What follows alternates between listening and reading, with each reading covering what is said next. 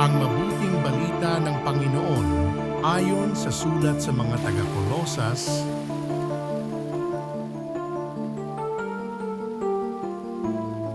mga kapatid, kayo'y hinirang ng Diyos, itinalaga para sa Kanya at minamahal Niya, kaya't dapat kayong maging mahabagin, maganda ang kalooban, mapagpakumbaba, mabait, at matiisin. Magpaumanhinan kayo at magpatawaran kung may hinanakit kayo sa isa't isa. Pinatawad kayo ng Panginoon, kaya't magpatawad din kayo. At higit sa lahat, mag-ibigan kayo pagkat ito ang buklod ng ganap na pagkakaisa. At paghariin ninyo sa inyong puso ang kapayapaang kaloob ni Kristo, sapagkat ito ang dahilan kaya kayo tinawag upang maging bahagi ng isang katawan. Magpasalamat kayong lagi. Ang mga salita ni Kristo ay itanim ninyong mabuti sa inyong isip.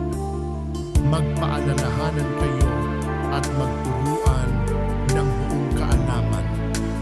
Umawit kayo ng mga salmo, mga himno at mga awiting espiritual na may pagpapasalamat sa Diyos. At anuman ang gagawin ninyo, maging sa salita o sa gawa, gawin ninyong lahat sa pangalan ng Panginoong Hesus, at sa pamamagitan niya'y magpasalamat kayo sa Diyos Ama. Mga babae, pasakop kayo sa inyong asawa sapagkat iyan ang kalooban ng Panginoon.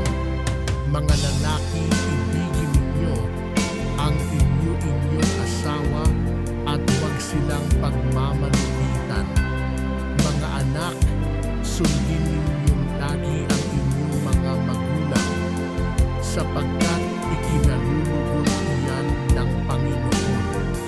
Mga ama, huwag ninyong kagagalitan ng labis ang inyong mga anak at baka manghina ang kanilang loob. Ang mabuting balita ng Panginoon